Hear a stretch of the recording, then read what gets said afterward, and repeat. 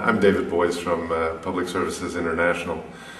We brought a number of trade unions to Cape Town to participate in the UN Habitat meeting on water operator partnerships.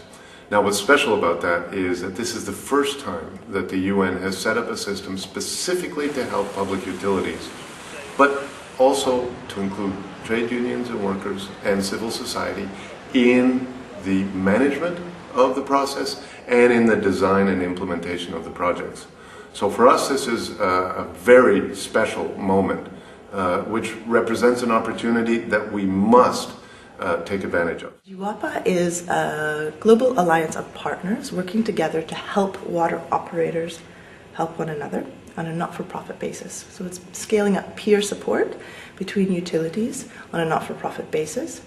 We work with an alliance of partners, different stakeholders, including civil society partners who are, as we see it, essential for a number of reasons. One, for acting as a sort of watchdog and aid in that respect, helping us just make sure that the essence of that not-for-profit principle is maintained.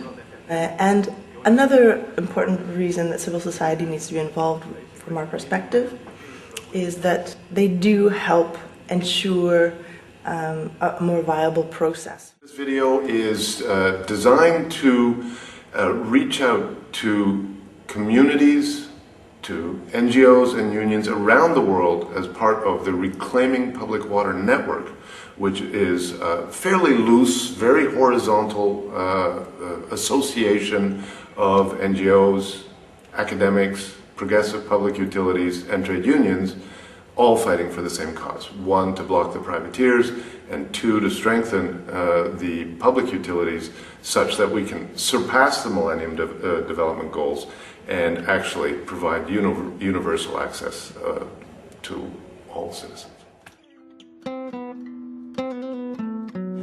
We are having public-to-public partnerships, so-called WOPs, in Indonesia, in Turkey, in Morocco, in Egypt, in Suriname and the Netherlands Antilles, and since this week we have started partnerships with South Africa, with Cape Town, Swellendam, Theewaterskloof, Brede Overberg, CMA and Overberg Waterport.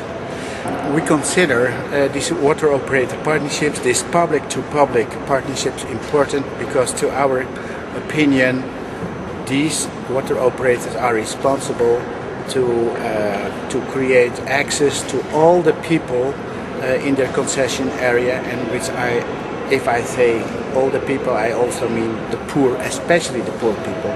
And by transferring our know-how to them and reverse, these water operators will be by time well performing, meaning giving access to everybody, access to drinking water, sanitation in a safe water environment. Public-public partnership is for us a very useful tool, because there is a technological transfer, but there is a share of experience in a two-way road, because all of us have something to learn, and all of us have a lot of things to teach. Our work, I think 5-10 years ago, was more technical solutions for technical problems, but at the end we have realized that the problem is not technical. Technical is a tool, technology is a tool, but the participation, the transparency, the accountability must be integrated in the management, water management. We have succeeded at home. As a union, we support PUPs and the principle of WOPs. Anything like privatization or commercialization, we said no. And I'm happy because it's bearing fruits now. But the secret behind the success is the cooperation between the workers, represented by the trade union, and the management. because the owners of the companies are the local authorities and the water companies are run by professionals.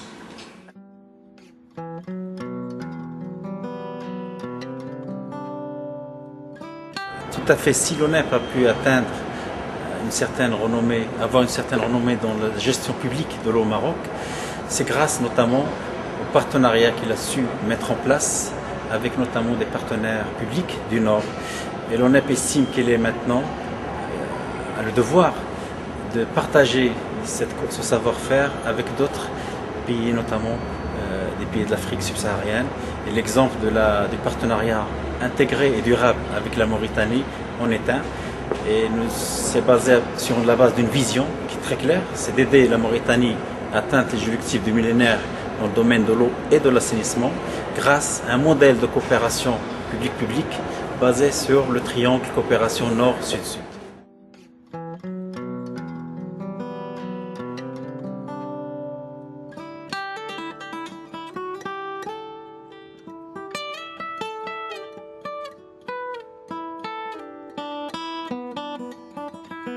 So we modified the chapter 47 of the Constitution, and we established the new rules, the new principles of in water. The first is water and sanitary are human rights.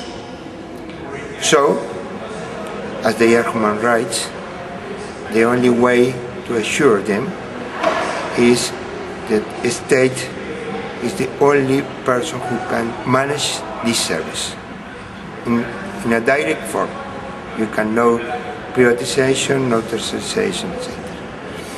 And the third is that you must attend the social objectives first than the economical objectives. And the fourth is that the civil society must be listened in all process that involve water or sanitation. I mean that we've got to mobilize our unions, mobilize civil society, and put pressure on our public operators and our elected local authorities to participate in this process. Because if we don't do that, they won't take advantage of it, and 2-3 years down the road, this water operator process will no longer exist. It'll just be a faint memory, and we may end up going back to the public-private partnerships that have plagued us for 15-20 years.